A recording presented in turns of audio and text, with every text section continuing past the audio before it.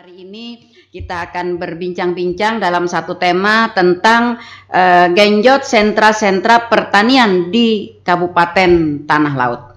Baik, sebagai pencerahan, kita ingin melihat dulu gambaran bagaimana sih kondisi dunia pertanian untuk Kabupaten Tanah Laut.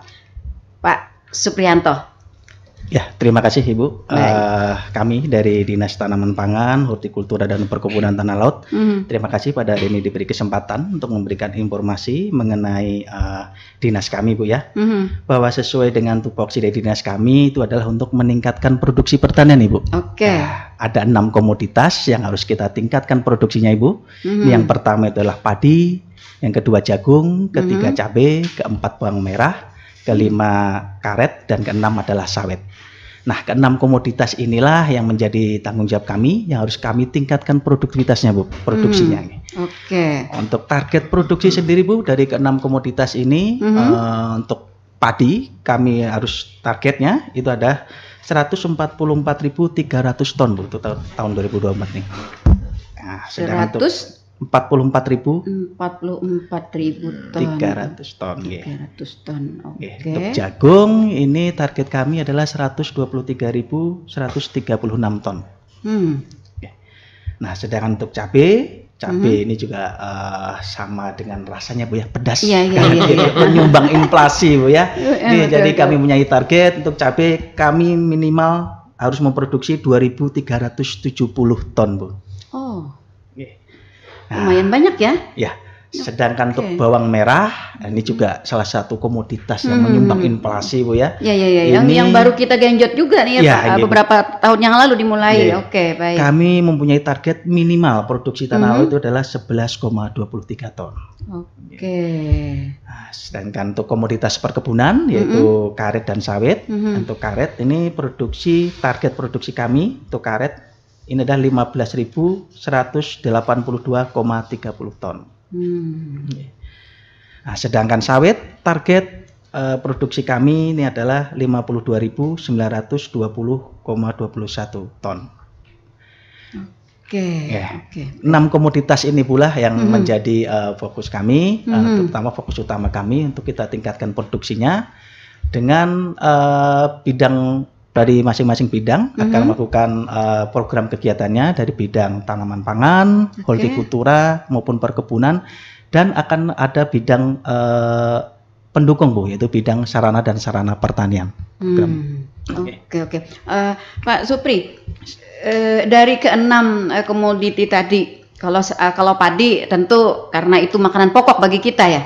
Lalu kenapa dengan cabai dan bawang merah yang juga menjadi fokus dari Dinas Pertanian? Sesuai dengan sesuai dengan nama kami ya, Dinas Tanaman Pangan, Hortikultura dan Perkebunan. Tanaman pangan itu adalah komoditasnya padi dan jagung. Sedangkan hortikultura ini komoditasnya cabai dan bawang merah. Nah, sedangkan untuk perkebunannya itu adalah komoditasnya karet dan sawit, Bu. Tapi di hortikultura kan selain dari cabai dan bamer kan masih ada yang lain, masih ada, Bu. Nah, alasannya nih kenapa? Jadi apakah orang Tanah Laut nih pengkonsumsi terbesar cabai dan bamer?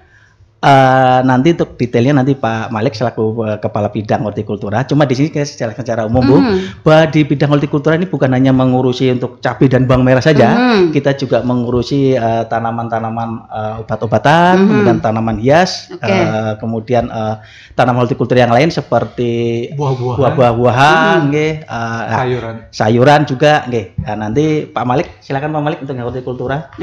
Baik, silakan Pak Malik. Terima kasih. Kenapa dengan cabai dan bamer?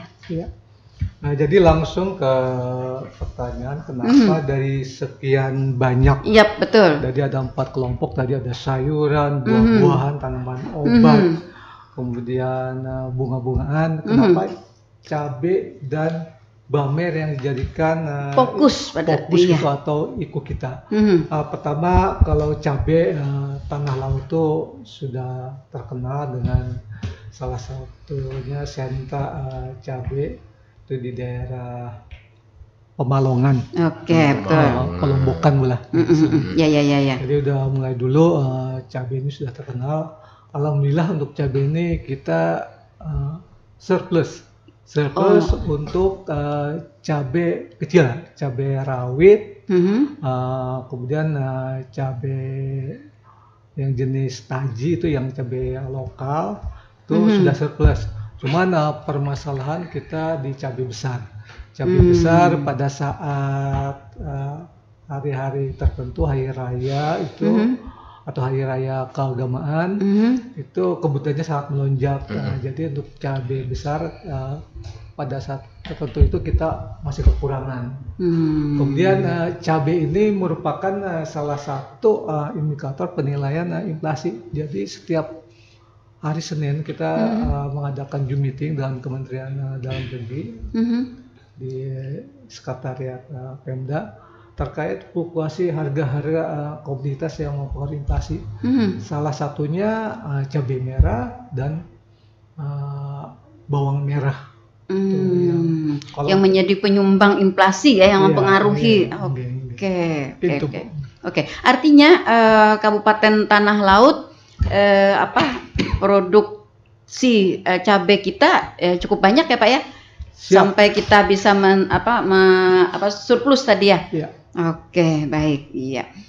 Salah satu adalah di Desa Pemalongan. Mungkin di banyak desa-desa yang lain lagi untuk sentra-sentra cabai ini. Nah, lalu untuk bawang merah, saya rasanya bawang merah ini seingat saya 3 atau 2 tahun yang lalu baru kita mulai. Sampai saat ini perkembangannya seperti apa, Pak? Alhamdulillah, kegiatan bawang merah di Tanah Laut setiap tahun semakin meningkat. Ini berkat dukungan dari pemerintah daerah, baik itu provinsi, kabupaten, dan pemerintah pusat. Kita ada program pengembangan bawang merah. Jadi kita dapat kegiatan dari provinsi untuk tahun 2024 ini kita ada penangkaran 3 hektar, kemudian kegiatan pengembangan 10 hektar. Kemudian di kegiatan APBD 2 lewat program fiskal kita dapat 2 hektar. Kemudian di dampak perubahan iklim 2 hektar. Jadi insya Allah kedepannya Tanah Laut akan bisa memenuhi kebutuhan bawang merah sendiri. Oke, kalau untuk saat ini udah produksi kita sudah berapa persen untuk kebutuhan sendiri Pak? Jadi untuk kebutuhan sendiri bawang merah kita baru 10% Bu. Dari kebutuhan yang diperlukan. Jadi jumlah penduduk Tanah Laut sekitar 364.000 kali kebutuhan per orang. Hitungan estimasi ya. Cabai itu 2,7 kg per tahun. Jadi kebutuhannya 982 ton per tahun. Sedangkan kita baru 112 ton produksi setahun. Jadi baru 10%. Jadi mudah-mudahan kedepannya kita dapat memenuhi keperluan bawang merah untuk kabupaten, khususnya untuk penduduk Kabupaten Tanah Laut. Oke, iya. Pada akhirnya nanti kita akan memenuhi kebutuhan kita sendiri dan bahkan bisa memenuhi kebutuhan kabupaten tetangga kita, begitu ya. Karena bawang merah ini juga memang benar-benar menjadi kebutuhan, bukan kebutuhan pokok tapi setengah pokok ya, segala masakan dan lain sebagainya tanpa bawang merah. Iya, bahkan juga bawang merah ada yang dibuat obat-obatan dan lain sebagainya ya Pak ya.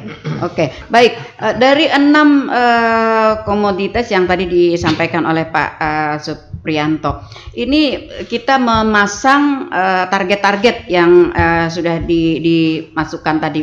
Ini target ini apakah target untuk Kabupaten Tanah Laut, atau target memasang target ini maksud saya apa yang menjadi tolak ukur dari target kita ini? Silakan. Mohon izin Ibu. Siap. Mungkin kita ambil contoh untuk padi ya. Kita pasang target 144.000. Ini kita pasang target minimal karena kita lihat kebutuhan konsumsi beras Ibu. Kalau berdasarkan angka itu kebutuhan konsumsi beras itu 114,6 kg per kapita per tahun, Ibu. Nah, penduduk Tanah Laut ini jumlahnya sekitar 300 ribuan, Bu ya. 300 ribu mungkin kali dengan 114,6 tadi, maka akan dapatlah sekitar 41 ribu ton, Bu. Beras, Bu ya. 41 ribu ton beras. Nah, ini 41 ribu ton beras ini sama dengan 70 gabah kering giling. 70 ribu gabah kering giling. 70 ribu ton, Bu. Nah, perkaliannya seperti itu. Kita pasang target 144 ribu. Artinya produksi kita harus 2 kali lipat dari kebutuhan penduduk Tanah Laut. Kalau 144 ribu ini berarti kalau dijadikan dengan beras, mungkin ini sekitar kurang lebih 80 ribu ton sekian. Artinya masih ada kelebihan untuk beras. Sedangkan kalau kebutuhan beras kita ini 40 ribu ton. Dengan angka konsumsi beras 114,6 kg per kapita per tahun. Oke, masing-masing konsumsi kita dari 6 komoditi ini Pak, dari tahun ke tahun nih meningkat atau menetap? Bagaimana fluktuasinya? Tentu kalau konsumsi ini akan berbanding lurus dengan peningkatan jumlah penduduk ya. Semakin penduduk meningkat maka angka konsumsi akan pangan juga akan meningkat. Iya. Oke, dan kira-kira dari target ini berapa persen estimasi kita bisa tercapai?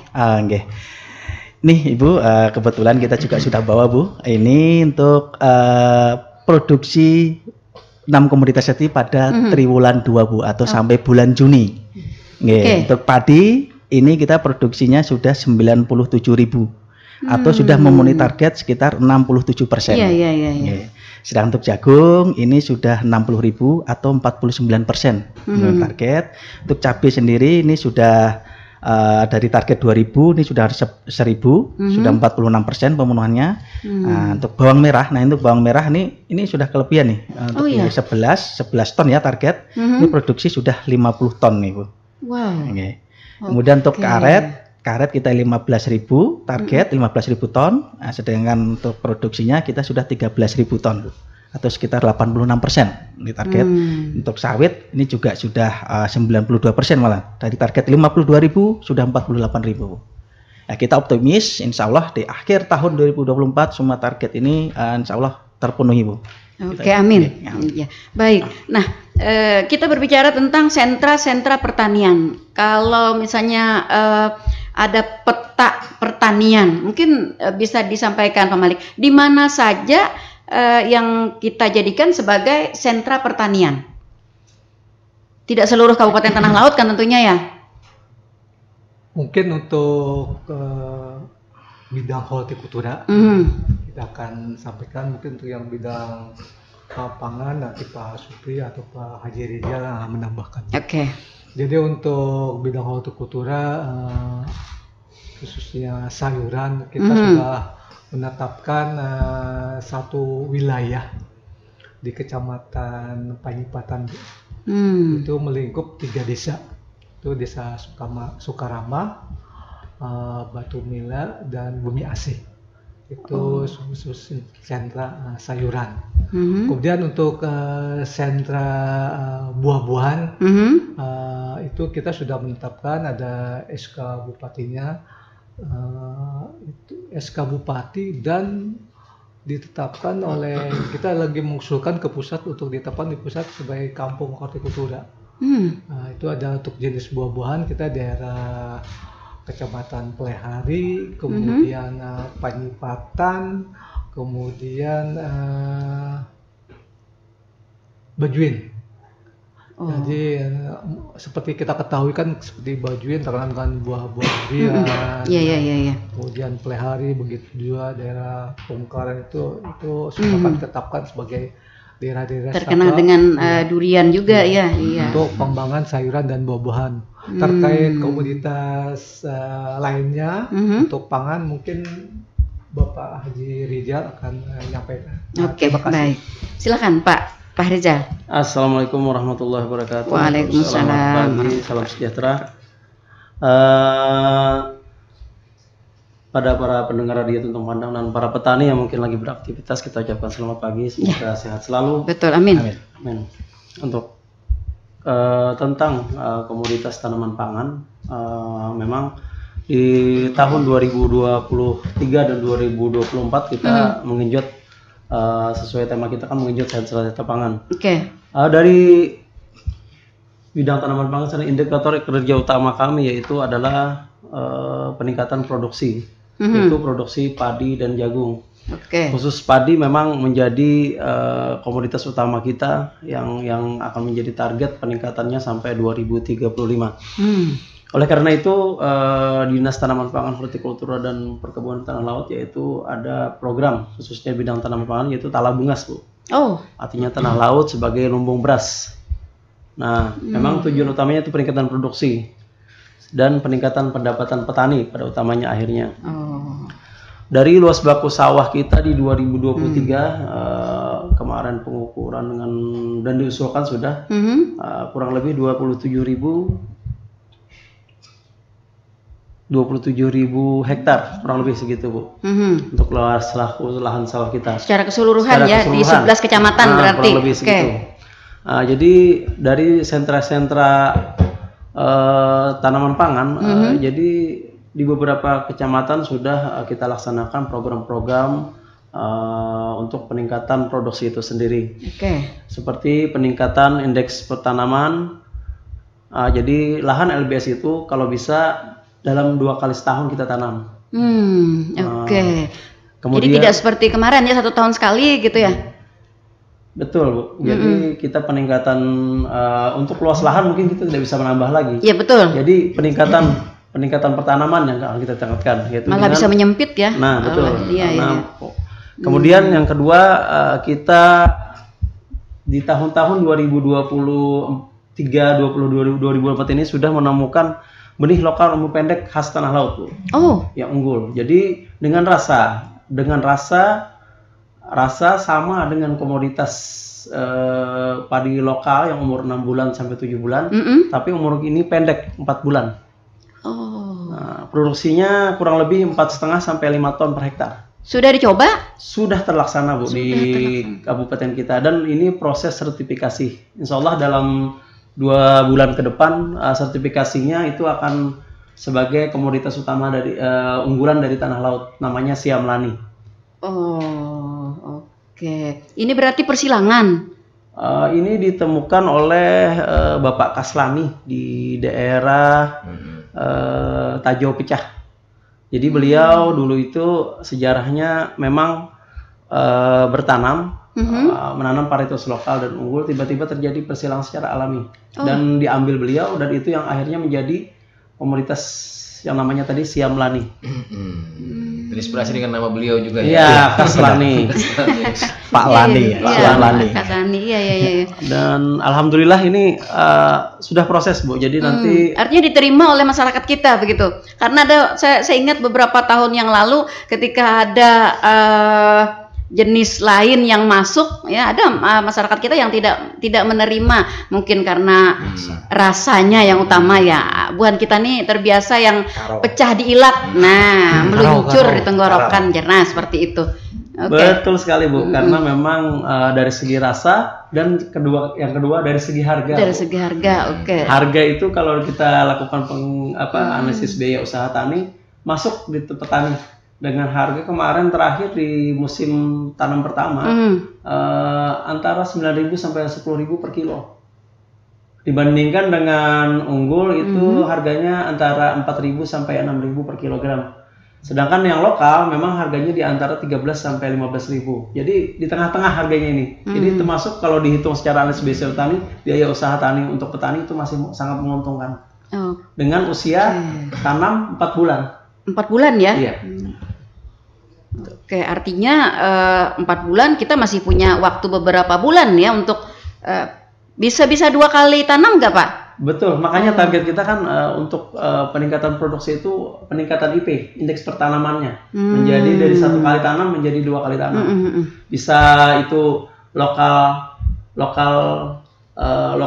biasa dengan lokal unggul tadi, Siam Lani tadi, kemudian bisa unggul. Nah itu.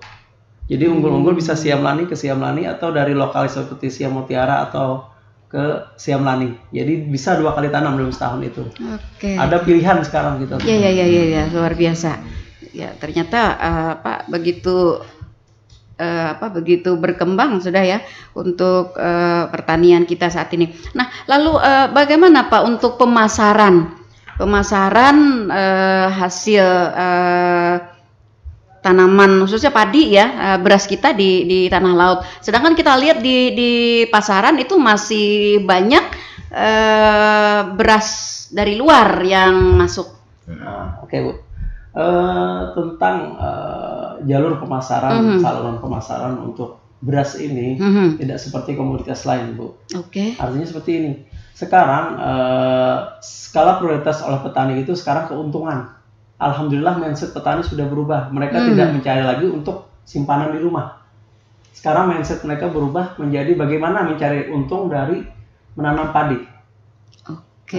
Jadi begitu, karena sekarang sudah zamannya sudah teknologi tinggi, panen jadi sekarang panen itu sekarang kadang-kadang petani itu sudah terima uang itu sudah pas di lahan.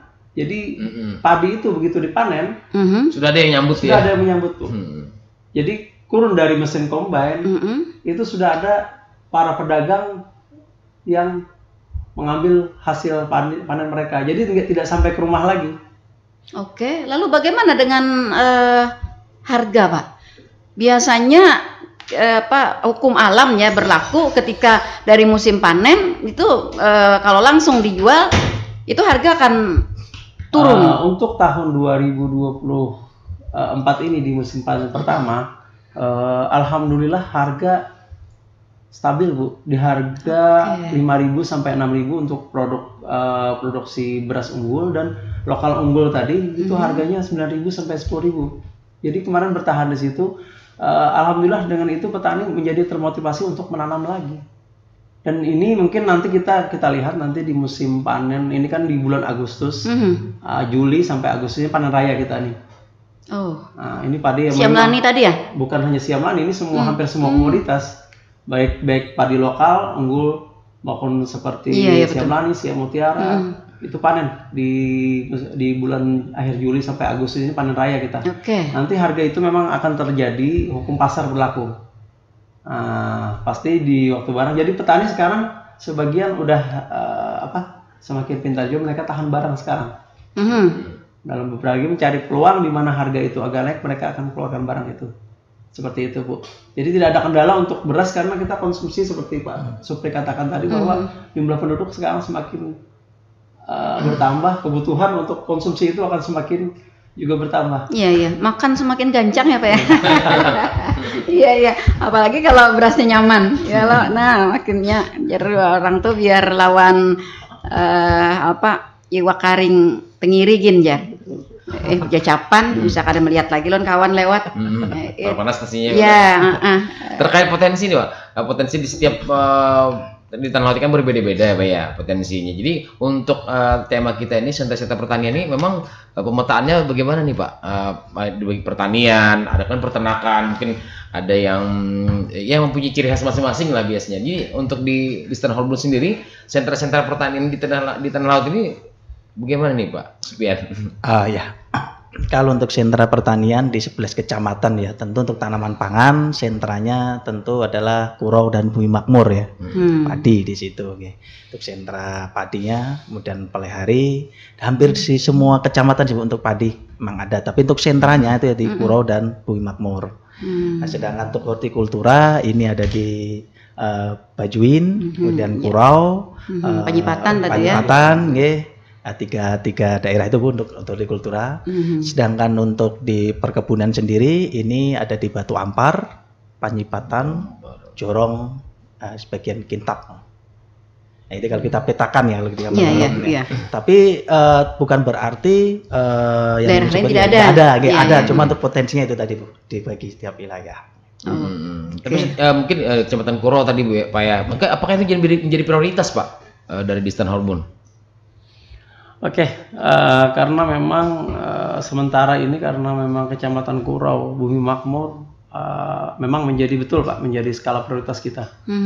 Jadi untuk terkonsentrasi berarti ya untuk salah satunya Bu. Iya, tapi secara umum merata. Ya. Secara umum merata, tapi target kita untuk 2 kali tanam peningkatan EP ini di daerah Kecamatan Kuro dan Bumi Makmur. Tapi tidak menutup untuk kecamatan lain, tetap target kita. Cuma kita untuk target kita memang di kecamatan itu. Dan memang strateginya kita banyak sih untuk peningkatan produksi ini. Karena yang jelas mindset petani dulu yang harus kita tekankan untuk berubah itu. Dan alhamdulillah jenis-jenis bantuan baik itu kegiatan APBD 1 provinsi, APBN maupun APBD 2 Kabupaten Tanah Laut kita fokuskan di beberapa kecamatan yang mencari sentra itu. Oke. Nah, lalu bagaimana upaya-upaya kita di tahun ini untuk meningkatkan, menggenjot di sentra-sentra pertanian seperti yang tadi disampaikan? Mungkin Pak Malik dulu di sentra hortikultura tadi, iya. Bagaimana upaya-upaya kita, Pak? Apakah ada inovasi, peningkatan sumber daya manusia, peningkatan peralatan dan lain sebagainya? Kita dengar kemarin dulu penyuluhnya masih minim, Bu ya. Iya, itu dia. Punya penyuluh sedikit, ya, bahkan backup ada dua wilayah, backup 1 orang, Bu ya. Kewalahan katanya. Iya. Terima kasih ya terkait program hortikultura. Tadi telah disampaikan secara selintas. Jadi kita ada beberapa wilayah yang sudah ditetapkan jadi wilayah pengembangan. Jadi dalam rangka untuk mendukung kegiatan tersebut kita ada beberapa program. Baik dari pusat, program dari provinsi dan kabupaten. Jadi untuk dari pemerintah kabupaten, alhamdulillah kita ada kegiatan pengembangan sarana prasarana, ada bantuan sarana produksi, baik itu bibit, obat-obatan, dan pupuk. Kemudian alhamdulillah kita ada program YES, Bu. Jadi program YES dilihat dari kegiatannya fokusnya pada tanaman hortikultura. Kemudian di situ juga ada pengembangan SDM, jadi untuk menumbuhkan minat bagi para kaum milenial. Jadi salah satu itu pendidikan SDM dengan membangkitkan minat pemuda untuk bertani. Iya. Program YES ini juga mengatasi dari krisis kader petani ya dulu ya. Iya. Jadi arahnya ke pemuda. Di program ini masih berjalan dengan baik ya Pak ya di Tanah Laut? Alhamdulillah, kalau tidak salah ini tahun 1, 2, 3 keempat rasanya. Keempat, ya betul sekali. Oke. Selain daripada bantuan sarana produksi tadi Pak, apa lagi yang dilakukan oleh pemerintah untuk meningkatkan, menggenjot sentra-sentra pertanian di bidang hortikultura tadi Pak? Selain bantuan sarana produksi, kita juga meningkatkan SDM petani. Petani kita lewat pelatihan, kemudian lewat demplot. Kemudian ada juga khusus untuk ini para kelompok wanita tani. Kita ada program baru, jadi pindahan dari Dinas Ketahanan Pangan dan Perikanan. Jadi mulai tahun 2023 ada program pekarangan pakan lestari. Sekarang pengembangan P2L, pekarangan pakan lestari, yang wilayah cakupan wilayah binaannya itu daerah-daerah yang terdampak stunting. Jadi wilayah yang sudah ditetapkan oleh SK Bupati terdampak stunting, ada beberapa KWT yang dapat bantuan sarana produksi, kemudian bantuan peningkatan SDM lewat pelatihan. Oke, baik, kita tahan dulu Pak, ada suara pendengar. Suara pendengar, selamat pagi. Nah, terputus. Silakan telepon kembali Pak, kalau mau ingin telepon silakan telepon kembali. Ya. Iya, silakan telepon kembali ya, terputus tadi. Baik, kita juga ada suara pendengar. Kali ini yang pertama dari rekan Udin di Plehari. Nah, ini ada panggilan lagi. Baik, kita selamat pagi, suara pendengar, dengan siapa di mana? Saya dengan Dimas Subrata. Oke. Ibu, ada posisi di panggung. Ini mohon maaf, dengan ibu siapa saya berbicara? Dengan Ibu Nelly. Oh iya, Ibu Nelly. Siap. Ini terkait pertanian ya, Bu. Siap. Nah, ini mau saya bicara kepada Ibu Nelly dan juga kepada dinas-dinas terkait ya, terutama dari Dinas Pertanian, Hortikultura. Bagaimana menyikapi dengan harga bawang peri ini salah satu sektor yaitu di pertanian ya, Bu ya. Untuk menekan harga, yang saya lihat kan, saya kebetulan ada jualan pentol ini. Menekan harga lombok, dan nih harga lombok ini saat ini kan per kilonya hampir tembus 70 nih. Ini Bu, seperti itu. Sedangkan harga bawang peri kan 1 kilo nih kalau tidak salah 30.000. Bagaimana untuk menekan tersebut supaya masyarakat khususnya yang menengah ke bawah ini bisa dapat membeli nih Bu, seperti itu, dan juga di satu sisi tidak merugikan juga. Nah, bagaimana sikap atau dari pihak dinas terkait untuk menekan harga-harga tersebut yang khusus laut Ibu, seperti itu. Karena ini kan harganya sangat melonjak. Iya, seperti betul itu. sekali. Oke. Baik, begitu Pak Dimas? Iya, betul itu. Baik. Terima kasih. Baik. Iya. Terima kasih Pak Dimas Subrata. Ini Pak, ternyata ya tadi kita sebutkan kenapa harus cabai gitu, cabai alias lombok ya. Nah, ternyata memang cabai menjadi kebutuhan yang sangat diperlukan ternyata ya. Bagaimana menyikapi harga bawang perai dan cabai yang tinggi? Sebentar Bu, mungkin Mas Dimas ada lagi, Mas Dimas? Masih bersambung Mas Dimas? Ya, mungkin di satu sektor ini utamanya adalah bawang merah juga nih Pak. Bawang merah juga nggih. Ini kita kan di tanah laut ini belum ada nih, karena kan kita harus mengekspor dari Jawa juga, terutama dari NTB. Ya, oke. Dari Jawa nih.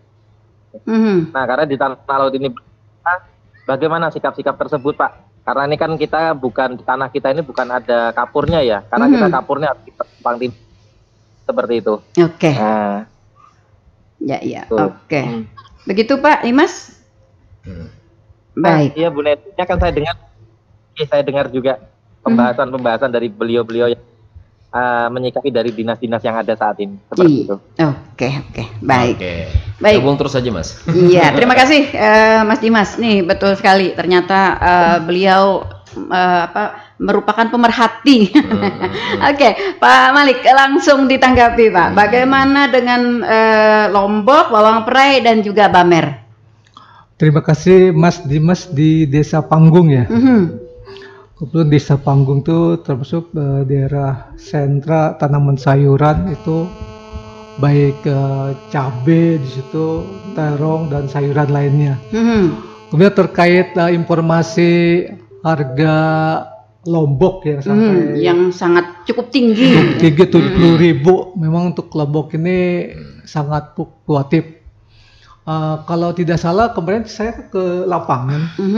Harganya mungkin sudah turun 40.000, mungkin tolong dicek kembali terkait lombok. Cuman memang itu harganya fluktuatif tergantung ketersediaan dan permintaan dari konsumen.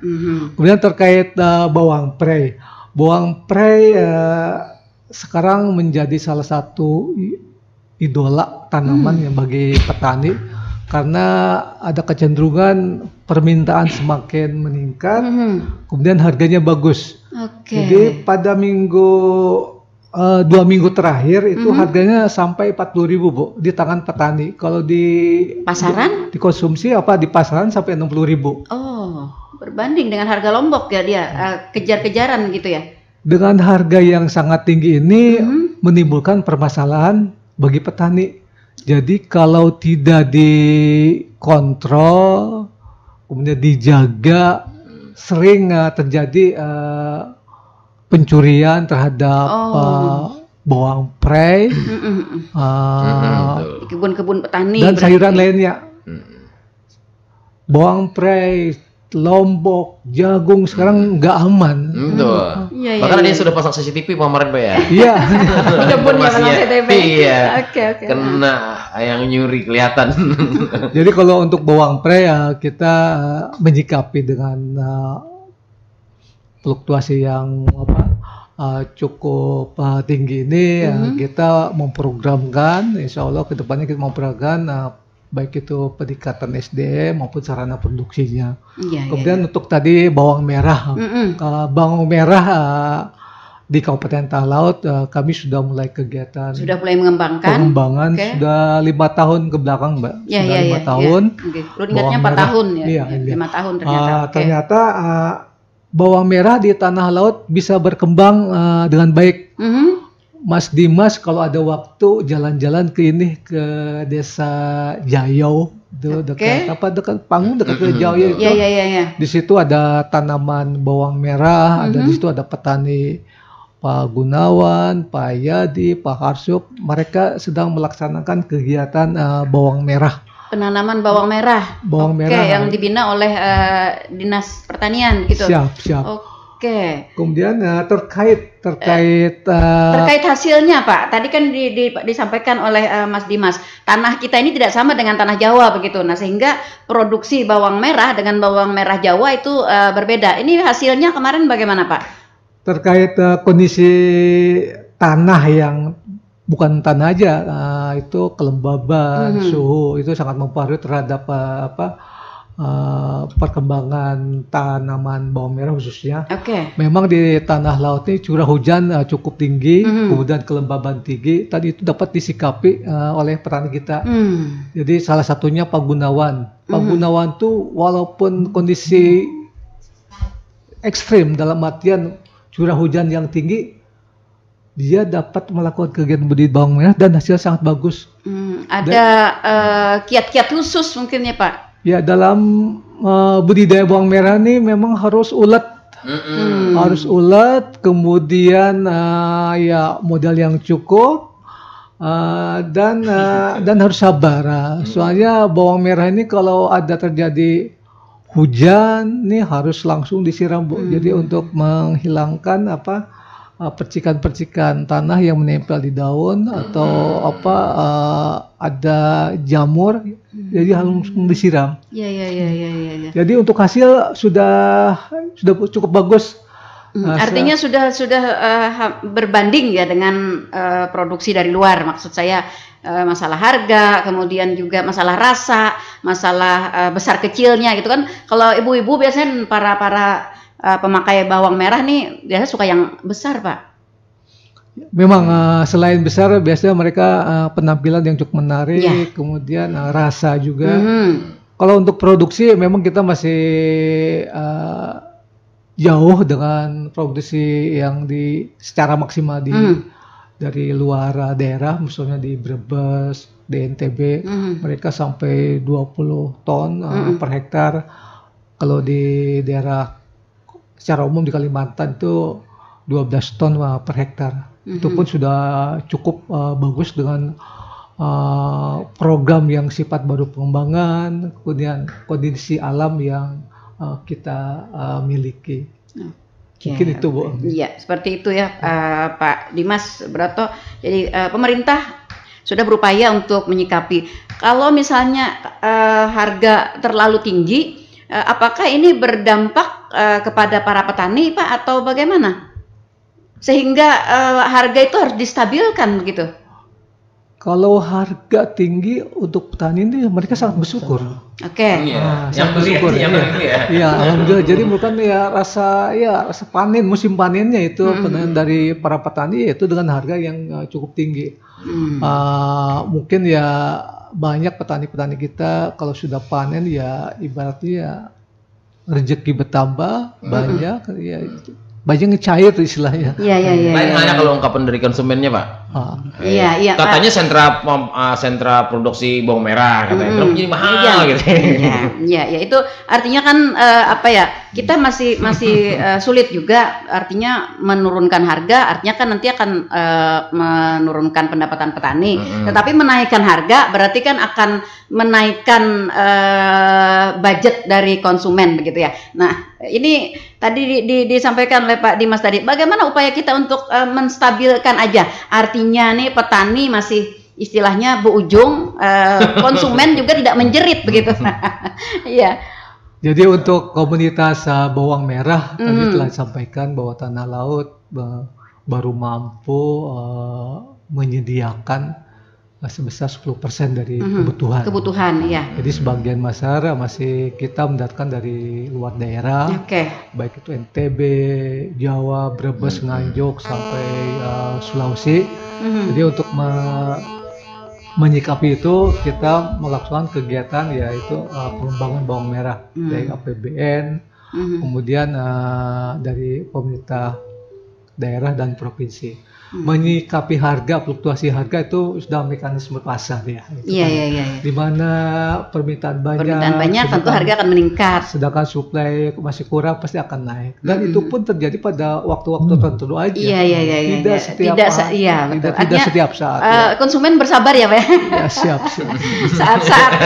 Saat-saat naik gitu ya, konsumen bersabar. Berupaya sendiri untuk dapat menekan mungkin kebutuhan ya, supaya biasanya 3 bawangnya bisa 2 atau 1,5 aja gitu ya. Oke, seperti itu ya Pak Dimas. Baik, kita masih ke suara pendengar ya.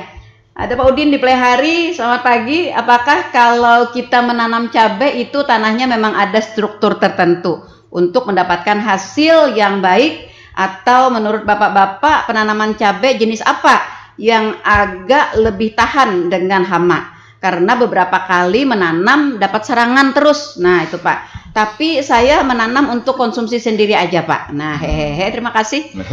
Iya. Mungkin struktur tanah dengan bibit ya yang dipertanyakan. Dari Bapak siapa tadi? Pak Udin Pak. Saya terima dulu ini Bu. Oke, baik. Sebelum ditanggapi Pak kita. Halo saudara pendengar, selamat pagi. Selamat pagi, Assalamualaikum. Waalaikumsalam warahmatullahi wabarakatuh. Bu Arma, apa kabar? Alhamdulillah, selalu sehat semangat lah. Alhamdulillah. Kalau sudah menghadapi di tuntung pandang. Siap. Salam sehat dulu buat semuanya yang ada di sana. Yang di tuntung pandang. Oke, silahkan. Dulu masih Wanda. Ulunnya kenapa masih belum paham gitu nah Bunda. Yang dinamakan lumbung padi atau di pabrik gitu kan Bunda. Apakah itu penjualannya harus agak turun daripada yang biasa gitu kan? Kadang-kadang kan orang-orang itu ngomong orang di pabrik juga, yang ampun pabrik ini yang semua larang jual harganya. Betul. Jadi ini kalau saya belum paham kayak itu nah. Apakah memang yang dinamakan lumbung padi itu apa memang harus diturun harganya lebih murah daripada yang di pasar-pasar kayak itu nah. Itu memang dasar bujur Pak Bunda. Sama aja lah di pabrik tahun itu, padahal kalau kita mikir yang pun pabrik tuh yang ambil bani ya kemana-mana jual. Ada nanam seorang sih Din ya kalau iya ada tanam seorang, tapi kadang-kadang tetangga-tetangga itu anak nukar ya sama aja harganya aja lawan dia seakan murah kayak itulah di pabrik di agennya aja dulu kan bisa ditinjau Bun. Betul. Jadi lu nih kada paham mana petakon itu aja. Mana di padakan lumbung padi JPR laut nih. Mungkin. Baik. Kita Dharma ya. Terima kasih. Jadi lu kada paham nih kan wajar aja petakon. Betul Dharma. Sasat di jalan kada petakon. Iya lah itu aja lah Bu. Bapak-bapak yang ada di sana semoga panjang umur sehat. Amin. Makasih. Assalamualaikum. Waalaikumsalam warahmatullahi wabarakatuh. Ini terkait harga juga nih Pak. Di pabrik yang disebut pabrik itu lumbung padi ya Pak. Karena banyak tumpukannya di sana. Iya. Tutuyokannya banyak. Iya, tutuyokannya. Nah, tahu padi orang dia kalau nitip gitu kan yang untuk di pabrik. Ternyata harganya juga sama dengan di pasaran. Apakah memang ada ketentuan Pak? Harga dari tangan pertama, tangan kedua, tangan ketiga, dan harga di pasaran itu ada kategori-kategori tersendiri begitu. Atau sebelumnya kita menanggapi yang Pak Udin Pak Udin tadi tentang struktur tanah dan bibit cabai. Iya. Oke. Jadi dalam budidaya cabai cabai merah ya. Cabai untuk keperluan konsumsi di rumah atau di pahumaan, di ladang ya. Mungkin kalau kita secara umum aja. Jadi dalam budidaya secara umum kita mempersiapkan lahan tuh perlu diperhatikan pengolahan tanahnya. Jadi dalam pengolahan tanah itu kita harus memberikan unsur-unsur hara yang diperlukan oleh tanaman tersebut. Unsur hara mikro, makro, mikro ya. Tapi kalau secara umum begitu? Ya, secara ringkasnya. Jadi dalam cabai ini butuh lahan yang seperti apa begitu yang idealnya supaya hasilnya banyak. Jadi ya. Pertama struktur tanahnya yang bagus, kemudian unsur haranya yang cukup, itu pupuk kandang.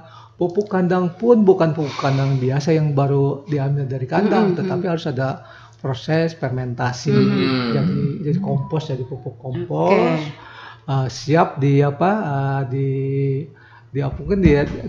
di lahan atau di polybag, kemudian ada pemberian kapur untuk meningkatkan pH-nya, pH tanah. Itu beberapa persiapan dalam pengolahan lahannya tanah.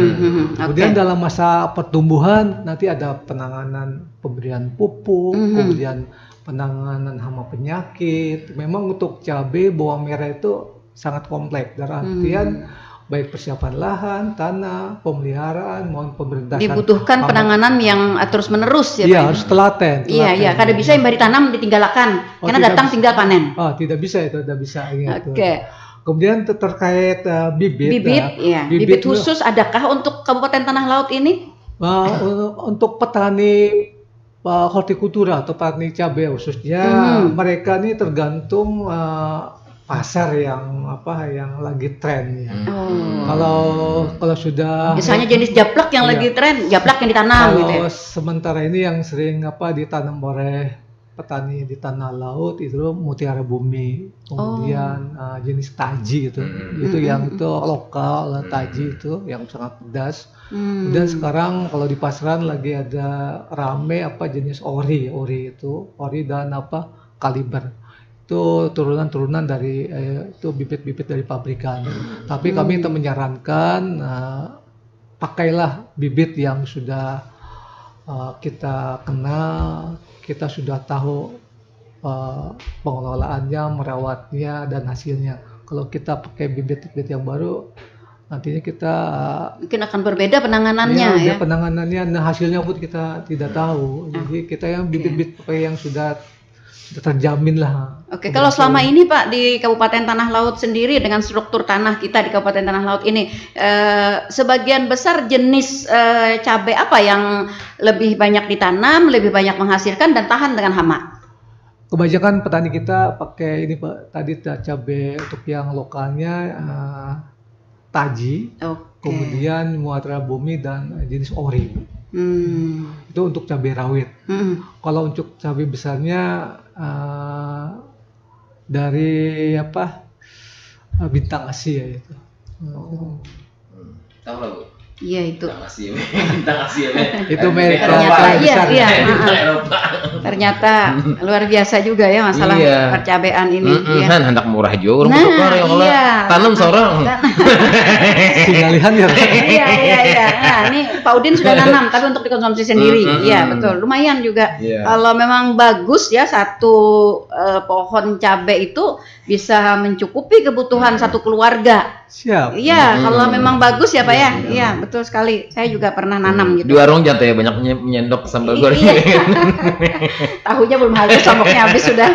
Oke, baik. Sekarang ke Bu Armah tadi Pak tentang harga padi di pabrik ya dengan harga padi di pasaran. Hampir sama. Adakah memang ketentuan atau aturan dari Dinas Pertanian nih bahwa harga pabrik misalnya harus lebih turun dari harga di pasaran? Kayaknya berkaitan juga dengan ini Bu. Mungkin sekalian baca ini Bu. Tadi saya baca. Oke. Sama berkaitannya. Mungkin tepatnya ini Bapak Haji Rijal nih terkait soal perpadian ya, perberasan. Iya betul. Oke Pak Rijal, sebelum Tian bahas, ulun baca dulu untuk pertanyaan yang kedua. Kayaknya agak-agak mirip ya dari rekan Hairan di Gunung Mas. Assalamualaikum. Waalaikumsalam warahmatullahi wabarakatuh. Saya ingin tanya aja Pak, apakah Dinas Pertanian ini punya handil juga dengan penetapan patokan harga beras? Handil tuh andil mungkin ya. Oke. Patokan harga beras Lombok dan juga lainnya di pasaran. Nanya aja Pak, karena kami rasa harga di pasaran tidak menentu. Nah itu tadi makanya mungkin apa ada peraturan mungkin seperti yang ulun sampaikan tadi, harga di petani sekian, harga di tengkulak sekian, harga di pabrik sekian, harga di pasaran sekian. Bagaimana Pak Rijal? Ya, makasih. Atau di Stand Up nggak ikut pemasarkan? Kan ada waktunya Jar. Oke, makasih Bu Arma sama Pak siapa tadi? Pak Hairan ya? Ya. Kurang lebih pertanyaan itu secara umum. Kita kembali lagi Bu ke pohon kinerja kita, cascading kita. Indeks kinerja utama kita itu dari Dinas Tanaman Pangan Hortikultura dan Perkebunan Tanah Laut ini itu peningkatan produksi. Oke. Nah, di situ. Jadi fokus kami meningkatkan produksi komoditas utama di masing-masing bidang, itu ada perkebunan, ada tanaman pangan, hortikultura. Jadi menyikapi yang ditanyakan oleh Bu Arma tadi tentang lumbung pangan, memang lumbung pangan ini kami itu Dinas Tanaman Pangan Hortikultura dan Perkebunan itu bekerja untuk peningkatan produksi. Bagaimana produksi semua komoditas itu dapat meningkat.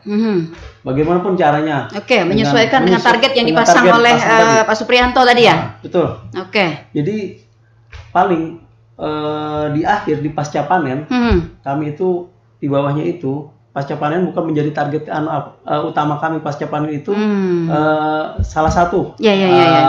Jadi pasca panen itu sampai barang setengah jadi, seperti padi. Kami memfasilitasi, misalkan dengan alat mesin pertanian itu sampai ia tidak banyak kehilangan hasil. Jadi sampai batasnya sampai situ. Kemudian di penggilingan padi kami memfasilitasi dengan mesin alat penggilingan padi.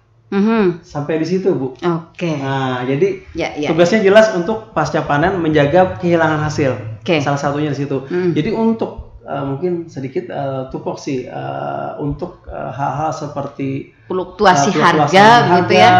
Terus mengenai stok gabah dan harga gabah itu ada masing-masing SKPD lain yang mungkin menangani. Tapi di sini mungkin bisa buat kita jelaskan tentang alur beras ini ya Pak, yang saya ketahui.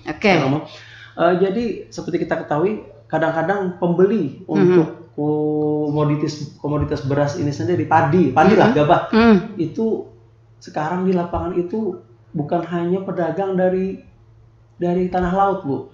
Yang di lapangan itu pihak, kadang-kadang itu namanya istilahnya itu Jakarta pihak ketiga lah sudah. Jadi dia utusan dari penggilingan padi, dari kadang-kadang dari tanah laut, bisa dari Kabupaten Banjar, bahkan mungkin dari kabupaten tetangga kita yang lain juga, dari hulu sungai. Mereka mencari berasnya kadang-kadang di mana ada panen, di situ mereka mencari. Jadi beras tanah padi, gabah tanah laut itu bukan hanya beredar di tanah laut, bahkan sampai ke Palangkaraya, hulu sungai tengah, bahkan tanah bumbu. Itu saluran pemasaran kita. Oke, baik. Artinya lalu secara umum aja mungkin Pak Rijal yang diketahui mungkin supaya lebih jelas lah Bu Armah tadi, harga padi ini harga beras ini adakah headnya begitu untuk di pasaran, untuk di pihak ketiga dan untuk petani sendiri? sepengetahuan kita untuk Bulog mungkin menghitung dengan biaya produksi begitu atau bagaimana? Secara umum harga pasar sudah Bu yang berlaku. Tapi untuk pembelian di petani biasanya kan Bulog ada turun tangan mereka untuk pembelian itu ada harga mereka sendiri. Tapi untuk pengaturan itu mungkin ada di Badan Pangan Nasional. Nah, ya, BPN, Bapanas itu. Oke. Artinya tidak ada ketentuan tertentu yang mengharuskan misalnya harga di pabrik tadi harus lebih rendah ya daripada harga di pasaran. Nah, karena kita kan tidak tahu nih prosesnya di pabrik ini, apakah sidin dibani sorang, ataukah sidin menukar jua, apakah sidin menukar bani di kurau jua, bisa pabrik di kurau, atau sidin menukar bani dari gambut. Artinya biaya transportasi kan akan lebih mahal nih tentunya ya. Nah, jadi prosesnya sampai ke pabrik ini kan kita tidak tahu seperti itu. Oke, baik. Jadi tidak ada ketentuan ya. Dan juga mungkin tidak ada handil. Iya. Gitu ya. Kalau misalnya gitu ya. Tidak ada. Kalau kita sampai di peningkatan produksi, di bawahnya kita ke pasca panen barang itu pengawalan supaya barang itu kehilangan hasilnya tidak banyak. Oke. Baik, jelas ya Bu Arma. Oke. Jadi tinggal kita hendak nukar di mana? Nukar di pabrik kah? Nukar di mana kah? Iya, biasanya kalau di pabrik nih jaminan asli gitu ya. Nah, jaminan asli kan pabrik gitu kan, kada campur, ujar juga nggak ada paham juga kita. Ya, tapi itulah. Jadi untuk pilihan artinya ini tinggal pilihan aja lagi ya. Untuk harga itu tidak ada ketentuan. Diston Hobun kalau berjualan. Ya. Ya, tergantung masing-masing. Oke, baik. Oke, sudah baik. Saya tadi masih ke Pak Rijal lagi. Upaya-upaya Pak untuk kita menggenjot di sentra pertanian di bidang tanaman pangan, padi dan jagung ya untuk Kabupaten Tanah Laut. Apa lagi? Siap.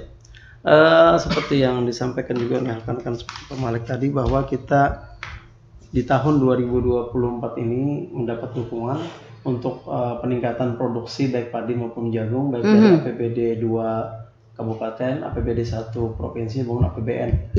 Dari APBD 1 APBD 2 kabupaten kita rencana untuk di kegiatan tanaman pangan yaitu kita melaksanakan seperti sekolah lapang SLPTT padi hibrida di 2 kecamatan. Kita laksanakan ini dengan metode pertemuan secara rutin selama 8 kali pertemuan selama 3 bulan. Pelatihan satu demplotnya setiap kecamatan 1 hektar. Kemudian kegiatan lain yaitu pelatihan dan BIMTEK yang lainnya, Bu. Adakah kemungkinan kita memperluas lahan atau membuka lahan baru, Pak? Oh iya. Dalam rangka peningkatan sentra ini. Secara umum di luas bakula sawah kita sudah terpenuhi di 27. Mungkin bisa kita masih proses ya Pak ya pengusulan ke cetak sawah ke kementerian mudah-mudahan disetujui. Jadi kalau cetak sawah itu mungkin dari bidang PSP ya, tapi secara umum mungkin nanti bisa Pak Supri lah bagaimana bentuk kegiatan di jasa Pak Supri. Tapi itu yang jelas kalau target kita cetak sawah ini membentuk sawah yang baru. Iya betul. Jadi sedangkan kalau lebih di bidang tanaman persegi untuk meningkatkan EP lahan mengoptimalkan lahan yang sudah ada. Jadi ada beberapa kegiatan mungkin nanti Pak Supri bisa jelaskan tentang kegiatan yang baru dari kementerian ini yang berkaitan dengan berhubungan dengan optimasi lahan dan cetak sawah. Silakan Pak Supri. Oke, baik. Silakan Pak Supri. Dalam peningkatan upaya kami meningkatkan produksi Bu ya, sesuai dengan tupoksi kami meningkatkan produksi pertanian terutama beras. Ini tadi sudah disampaikan oleh Pak Rijal juga bahwa kita ada inovasi namanya Talabungas, tanah laut lumbung beras. Jadi fokus kami untuk meningkatkan produksi itu baik dengan cara intensifikasi maupun ekstensifikasi. Dengan cara ekstensifikasi yaitu dengan cara peningkatan indeks pertanaman dari yang sebagian besar petani tahu tanam 1 kali, kita ubah menjadi tanam 2 kali. Ya, dari sebelumnya menggunakan benih lokal umur panjang yang umurnya itu 6 bulan, jadi cuma sanggup 1 kali dalam setahun, kita ubah. kita gunakan benih lokal umur pendek yang 4 bulan tadi dengan menggunakan benih unggul maupun benih hibrida yang produktivitasnya dan daya tahan terhadap serangan penyakit itu lebih tahan daripada benih lokal umur panjang tadi. Nah, ini dengan target, kita punya target Bu di tahun 2030 nanti ini tetapkan target secara ekstensifikasi, kita produksi beras kita itu 337.000 ton loh. Saat ini kita baru 144.000 ton. Ini dengan asumsi nanti bahwa semua lahan baku sawah kita itu sudah tanam 2 kali. 27.000 hektar itu tanam 2 kali. Dan separuh dari 27.000 tadi, 13.500 hektar itu tanam 3 kali. Artinya 27.000 ditambah 13.000. Nah, ini dapat sekitar 60.000 sekian hektar ya. Kurang lebih 27.000 ditambah 13.000. Itu jadi 67.500 hektar dengan lahan panennya tadi dengan produktivitas tetap 27 tadi, 27.000 tanam 2 kali, sama yang separuh dari 27 tanam 3 kali. Dengan produktivitas 5 ton per hektar. 5 ton per hektar, tinggal kita kalikan, dengan 67.500 hektar. Jadi kita dapat 337.500 ton gabah kering giling. Ini target kita di 2030. Ya ini tadi yang talabungas yang mau kita capai. Target. Kita akan menjadikan Tanah Laut untuk mandiri pangan dan utama dalam hal beras. Tertarik dengan yang 3 kali tadi Pak, karena 1 kali kalau yang IP tadi 4 bulan ya? 4 bulan, berarti kan kalau 2 kali berarti anggaplah 1 bulan lahan istirahat, pengolahan, 4 kali 8 berarti 9 bulan, sedangkan kita 1 tahun hanya ada 12 bulan. 12 bulan. 3 kalinya kemana nih ngambilnya? Yang 1 kalinya umur pendek atau jenis lain atau bagaimana? Ya, umur pendek Bu, dengan benih unggul atau benih hibrida yang tentu umurnya ini rata-rata 3-4 bulan ya Bu. Ya, sehingga petani bisa mempunyai waktu yang lebih untuk melakukan budidaya tanaman lagi. Enggak yang seperti sekarang kan benih kita rata-rata 6 bulan Bu. Itu yang lokal umur panjang ya. Kemudian ini saya menambahkan lagi dengan bawang merah Bu. Upaya-upaya kami untuk meningkatkan produktivitas bawang merah, kita juga ada inovasi namanya Tala Sumringah Bu. Tanah Laut Sentra Bawang Merah. Nah, ini tadi mungkin Pak Malik kelewatan ya. Jadi menambahkan aja bahwa kita inovasi kita bahwa memang untuk budidaya bawang merah ini memerlukan biaya yang besar Bu. 1 hektar itu kurang lebih 80 juta ya Pak Malik ya. 80 juta. Tentu ini keseluruhan ya. Petani tentu berpikir-pikir juga. Dengan uang 80 juta harus nanam bawang merah yang juga tadi agak cerewet ya dalam kutip budidaya bawang merah dengan memerlukan tenaga yang lebih, setiap kali hujan harus disiram supaya tidak terkena penyakit ya. Nah, di Talabungas ini kita ada 2 strategi Bu, strategi pengembangan bawang merah, yaitu dengan cara grosir dan dengan cara eceran. Nah, ini ada artinya. Dengan cara grosir ini artinya bahwa kita bekerja sama dengan petani-petani yang punya ekonomi yang lebih mapan lah istilahnya. Nah, kita kembangkan minimal 1 hektar Bu di situ. Nah, 1 hektar tentu 1 hektar bagi petani-petani sudah mapan tentu ya mungkin agak berat ya 80 juta per hektar. Ya mungkin mereka lebih bisa lah memahami dengan sistem grosir ini. Jadi kita dorong, kita melakukan penyuluhan pada petani-petani yang sudah mapan untuk melakukan penanaman bawang merah yang minimal luasannya 1 hektar. Nah, sedangkan sistem yang eceran, nah kita mendorong petani-petani untuk budidaya bawang merah itu minimal 0,5 hektar atau 0,25 hektar, seperempat hektar. Menengah ke bawah ya. Menengah ke bawah. Karena lumayan juga benih 80 juta kan. Jadi kalau 0,5 hektar berarti hitungannya 40-an juta ya. Takutnya kalau baru mencoba 1 hektar 80 juta timbul gagal. Takutnya mereka jerah kan. Jadi kita ubah sistemnya. Jadi sistem yang petani-petani kecil kita coba dulu lah. Yang 1/4 hektar dulu Bu. Kalau 1/4 hektar berarti kan kurang lebih 20 juta. Ya, 20 juta saja kan. Nah, lalu perbandingan hasil Pak dengan modal yang dikeluarkan. Ini selama ini nih mungkin ada evaluasinya. Ini berapa prosentasinya? Nanti untuk hasil nanti Pak Malik ada itu detail catatannya. Ada perkaliannya ya. Ada perkaliannya. Memang kalau bawang merah ini memang komoditas yang seksi dalam artian dia memang kalau modal besar tapi sesuai juga dengan hasil yang didapatkan. Oke. Bagaimana Pak Malik? Supaya menggiurkan ya. Jadi untuk budidaya bawang merah ini gampang-gampang susah, tapi Dua hasilnya kali gampangnya berarti ya. Nah, susahnya sekali aja. Iya. tapi hasilnya cukup menjanjikan. Oke. Jadi dari pengalaman petani kita yang telah beberapa kali melaksanakan kegiatan panen bawang merah ini, bawang merah kita alhamdulillah sudah diterima di pasar. Oke. Masalah bungas, nyata bungas yang tanah laut kalau soalnya lebih Iya, dekat. iya, betul. Lebih dekat Kadang melalui polusi udara ya. Lebih dekat dengan karena jauh bawah. dengan produsen. Masih segar. Iya, segar. Kemudian terkait harga, jadi harga di petani ini sekarang ini 20.000 Bu. Oke. 20.000 per kilo. 20.000 per kilo apabila petani ini ya, petani yang eceran deh ya. Oke. Jadi yang eceran yang kita ya Menanam setengah hektar lah. ya Oke. seperempat hektar. Seperempat hektar, oke. Seperempat hektar. Hasilnya? Hasilnya dia sampai seperempat hektar kita 12 borongan lebih ya, 15 borongan. Ya itu yang pernah dilaksanakan, kita sengaja kita ibaratnya kita implementasi, kita hendak mengetahui sejelas-jelasnya terkait analisa usahanya.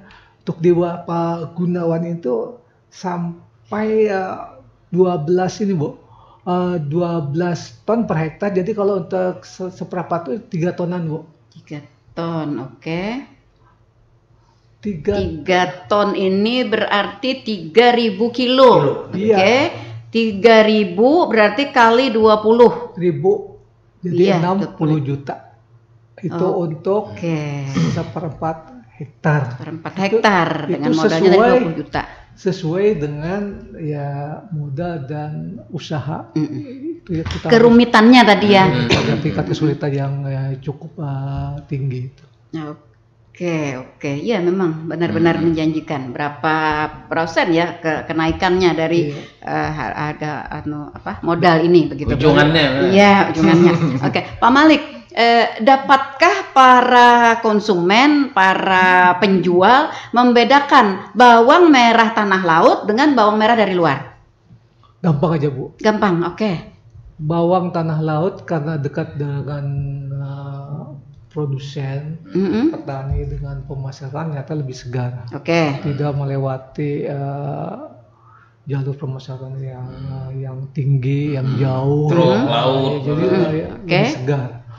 Kemudian kalau dulu memang ada anggapan bahwa bawang tanah laut itu kempes enggak, kompong jadi, tidak tahan lawas. Ternyata kita sudah dalam perjalanan sekian tahun ini sudah ada triknya, trik dari petani sehingga bawang kita ini sudah sama dengan, kencang juga toh? Sama kencang dengan dari bawang luar.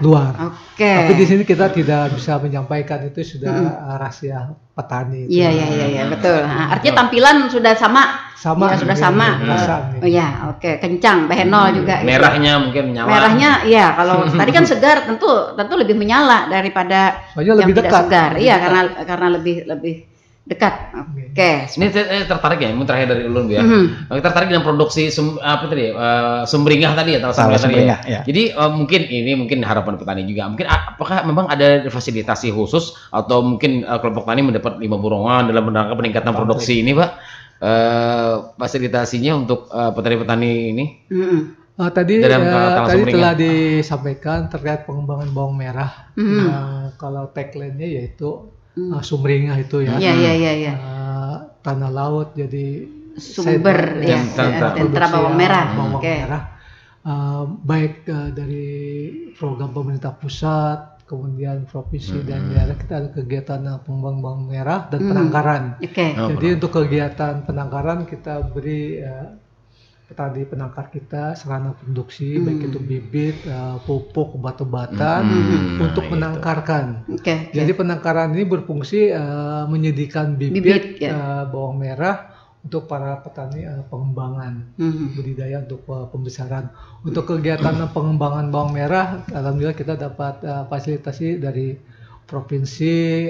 Kita sudah dapat 3 hektar untuk penangkaran, pengembangan 10 hektar, kemudian dari APBD 2 dapat 4 hektar. Itu sarana produksi bagi para petani. Itu. Oke, Pak, untuk pengembangan peningkatan pendapatan dan juga produksi untuk mencapai kebutuhan dari masyarakat Kabupaten Tanah Laut, apakah mungkin juga ada direncanakan untuk pengembangan lahan? Bawang merah ini 1 kali panen setelah ditanam berapa lama, Pak? 60 hari. Oh. 2 bulan. 2 bulan saja begitu? Iya, untuk konsumsi. Oke. Artinya petani kita dalam 1 tahun itu bisa 6 kali atau minimal 5 kali ya? Itu terkait dengan kecocokan iklim tanah, iklim Jadi panas, tidak bisa bersambung ya terus-menerus berarti. Kemudian ada ini kan setiap kondisi tanah tuh ada ibaratnya kondisi yang optimal, kondisi yang bagus untuk petanaman. Jadi untuk bawang merah nih tidak bisa ibarat terus menerus kali sampai 3 kali 4 kali. Yang sekarang idealnya berapa kali? Saya ada 2 kali aja. Oh ya, 2 kali 1 tahun ya. Oke. Nah, lalu untuk memperbanyak ini, apakah kita juga nanti merencanakan untuk memperbanyak lahan, membuka lahan baru atau mengalih fungsikan lahan lain begitu? Tadi sudah disampaikan di awal pemaparan kita bahwa Tanah Laut sudah mencanangkan kawasan pengembangan sayuran di Kecamatan Pajipatan, Batu Ampar, kemudian Plehari. Itu ada beberapa daerah yang sudah bisa budidaya bawang merah, dan petani yang mengawali kegiatan bawang merah ini ya dasarnya dia sudah biasa bertanam komunitas hortikultura, dan tidak bisa petani misalnya sawit atau tanaman pangan langsung tanam bawang merah. Mungkin dari tata cara kebiasaan petani bawang merah memang agak rewel, agak rumit ya, betul. Itu. Iya. Apakah mungkin kalau seperti kayak di Vietnam ya, di Vietnam kalau mereka mengembangkan beras ini sampai kepada setiap ada lahan, apakah itu di pekarangan atau apa tuh ditanami padi begitu. Apakah juga kita mungkin akan menyasar seperti itu? Ayo kita rame-rame gitu nanam bawang di pekarangan rumah, di mana di samping kiri kanan rumah untuk masyarakat kita. Tahun 2024 Dinas Tanam Pangan Hortikultura ada program gerakan tanam, Bu. Program gerakan tanam baik itu cabai besar. Cabai besar kaitan dengan kita yang harga cabai besar sangat mempengaruhi inflasi. Kita lewat dana fiskal ada gerakan tanam cabai besar untuk 18 kelompok di 9 kecamatan. Kemudian untuk bawang merah kita ada program pengembangan pekarangan lewat KWT, itu bisa lewat polybag, Bu. Jadi untuk kebutuhan skala rumah tangga ya cukup lewat polybag aja. Iya, itu tadi yang ulun maksudkan. Artinya untuk rumah tangga dia bisa nanam sendiri, bisa makan sendiri. Iya, seperti itu ya. Dan lebih sehat kalau tanam sendiri. Begitu ya. Oke, Bu. Udah 20 menit lepas. Ternyata iya. Karena ini merupakan kebutuhan ya, dan apalagi kalau berkaitan dengan ibu-ibu nih, kalau untuk bawang merah, cabai, beras juga yang lebih terasa, yang lebih merasa ada kenaikan fluktuasi harga tuh ibu-ibu, Pak. Iya, maka ibu-ibu nih di sini, Ibu. Iya, sangat menghitung adanya fluktuasi harga pangan ini ya. Oke, baik, tapi sayang sekali waktu kebersamaan kita sudah berada di zona lewat ternyata ya, dan kita harus mengakhiri bincang-bincang kita di pagi hari ini. Namun saya masih minta closingnya Pak Malik atau Pak Suprianto atau Pak Rijal. Apa nih yang kita bisa himbau kepada masyarakat kita tentang hal-hal yang berkaitan dengan peningkatan pertanian di Kabupaten Tanah Laut? Terima kasih, Ibu. bicara soal pangan, maka kita akan bicara tentang mati hidupnya suatu bangsa, Bu ya. Tanpa pangan, tidak ada peradaban, tanpa pangan juga maka tidak ada kehidupan. Iya, tidak ada pergerakan. Kita akan selalu berusaha apapun keadaan yang terjadi. Kami Dinas Tanaman Pangan, Hortikultura dan Perkebunan akan tetap bekerja untuk meningkatkan produksi, Bu. Karena ini sudah terbukti waktu zaman COVID-19 kemarin semua sektor tumbuh minus, hanya sektor pertanian saja yang tetap tumbuh positif. Itu artinya apa? Apapun yang kondisi yang terjadi, sektor pertanian akan terus menanam, Bu. Betul. Ya, tiada hari tanpa tanam, maka kami juga ada slogan, maka tiap hari harus ada panen, Bu. Oke. Baik, saudara pendengar, sampai di sini jumpa kita di program Tanah Laut Menyapa edisi hari ini Kamis 18 Juli 2024. Mudah-mudahan apa yang kita perbincangkan pagi hari ini benar-benar dapat meningkatkan wawasan pengetahuan bagi seluruh para pendengar kita, khususnya masyarakat di Kabupaten Tanah Laut tercinta, dan di mana saja suara dan siaran kami bisa dinikmati dalam rangka mendukung meningkatnya sentra-sentra pertanian di Kabupaten Tanah Laut sesuai dengan tugas pokok dan fungsi masing-masing. Tidak termasuk untuk mengurangi makan kan ya. Baik, mohon maaf jika ada yang kurang berkenan di hati. Terima kasih Pak Malik, terima kasih Pak Supri dan Pak Rijal. Terima kasih para pendengar yang sudah berkontribusi bersama kami dan para pendengar yang selalu setia stay tune di 102,3 LPPL Radio Tuntung Pandang FM, radio kita bersama. Kami selalu mengudara untuk Anda. Akhirnya